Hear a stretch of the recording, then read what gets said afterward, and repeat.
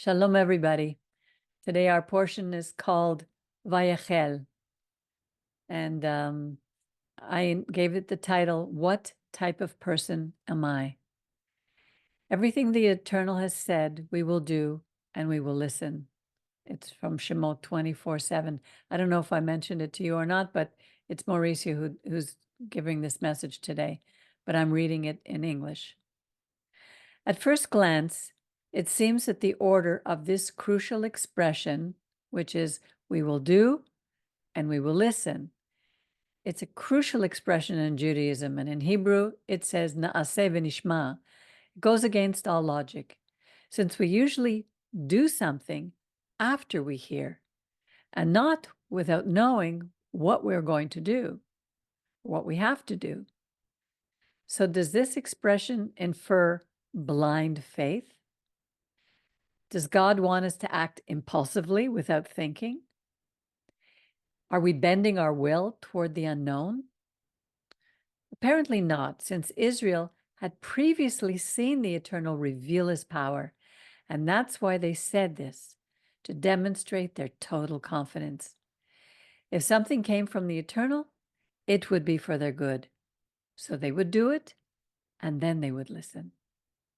In today's modern world, which is based on Greek and Roman logic, we're taught that we must first know and then do, and that only a few are privileged to have access to vast amounts of knowledge that make them useful in society, thus increasing their capacity to exercise their applied knowledge.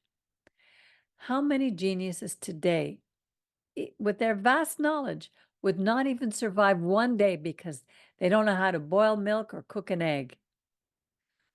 Who needs so much knowledge when there's no wisdom or common sense?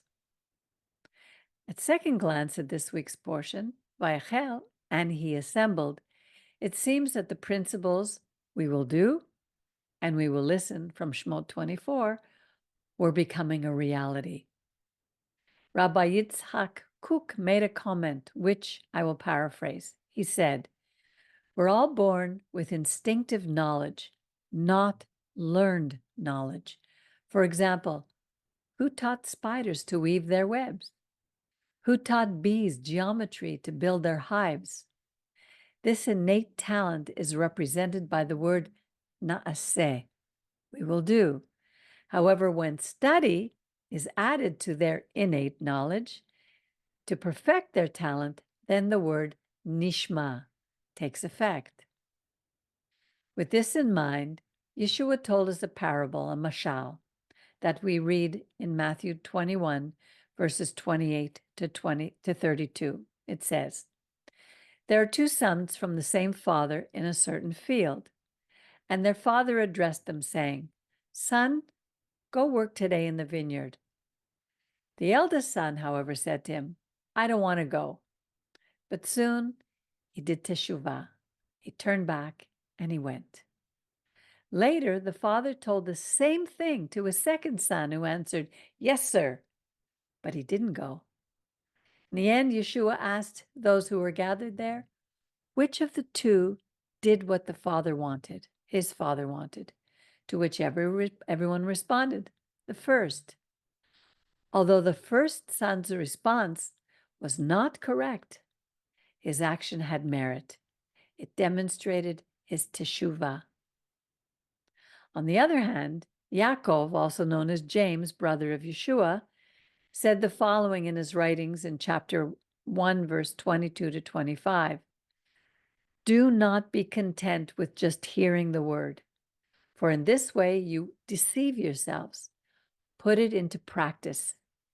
He who hears the word but does not put it into practice is like someone who looks at his face in a mirror, and after looking at himself, he leaves and immediately forgets what he looks like.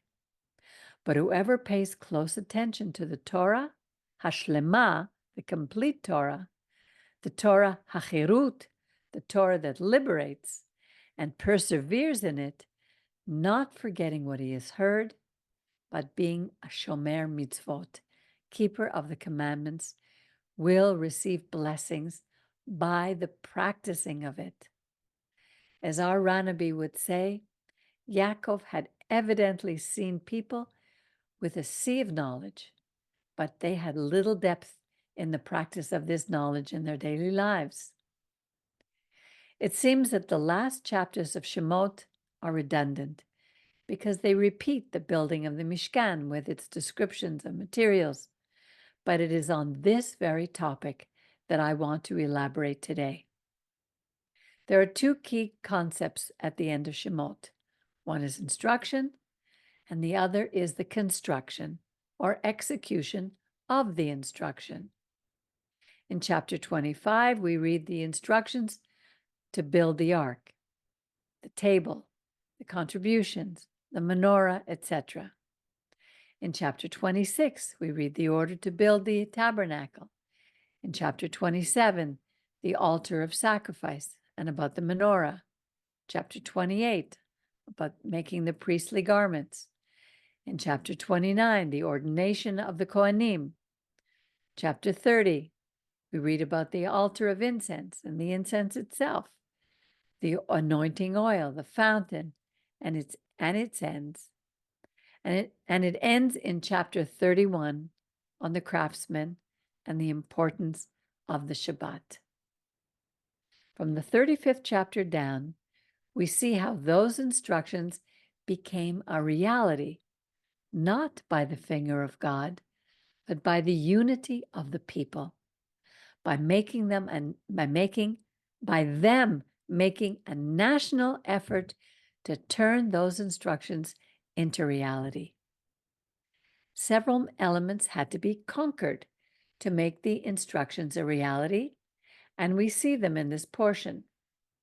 First, who would be the artists accomplished enough to do the work?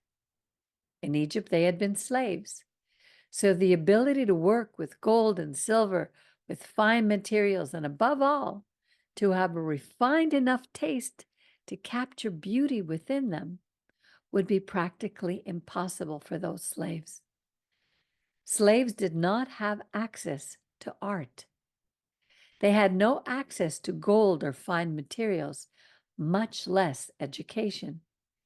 It's here that we see the first miracle when God placed his Naaseh into two men, Bezalel and Aholiab, who then developed their Nishma. They had innate knowledge, spirit of wisdom for all the work, from chapter 35-31, but they had to put hard work into it. We also see how important it was for these two men to collaborate. There's a midrash from our sages in Bamidbar Rabbah 15, which says that Bezalel descended from an aristocratic family of Judah, son of Uri, son of Miriam. Then Aholiab descended from a less wealthy family. In fact, he was descended from one of Yaakov's concubines, Bilhah, Dan's mother. However, the Torah highlights the two as being at the same level.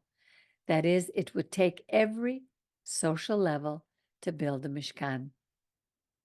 It also said that Bezalel represented the right side, kindness, benevolence, from the tribe of Judah, and that Aholiab represented the left side, severity, rigor, from the side of Dan, meaning judgment. In this sense, these artisans brought both the physical and spiritual elements to the Mishkan. It is in the unity of both sides that something beautiful is forged, the connection with God. They were endowed with an innate gift to beautify the Mishkan, as well as to spread this talent to others. Then we see that this portion is in the middle of the mistake that was made in worshiping an invented God, the golden calf. From this, we learn that God is the God of beginning again, and that his mercy is renewed every morning. No matter what mistakes we committed in the past, they should not be the excuse to hold on to guilt or sufficient reason to desist from acting. I've met many people who, because of failure, gave up, not only in spiritual matters, but also in endeavors. For example, do you know that it took the Jewish scientist Jonas Salk 13 years of trial and error to develop the polio vaccine? What would have happened if after the first failed test, he stopped trying? Many children would have died and would have been left with physical scars on their bodies. What if Israel decided not to rise again after all the mistakes that they had made in the desert? Surely today we would be worshiping other gods and we would not exist. So if a golden calf has gotten in your way, it's best to get up and do teshuvah. The mistake is a physical one.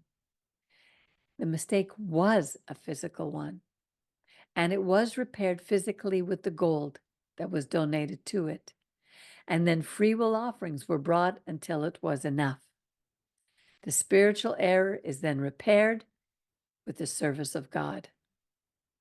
Finally, it's not to remain in knowledge, but to put it into practice.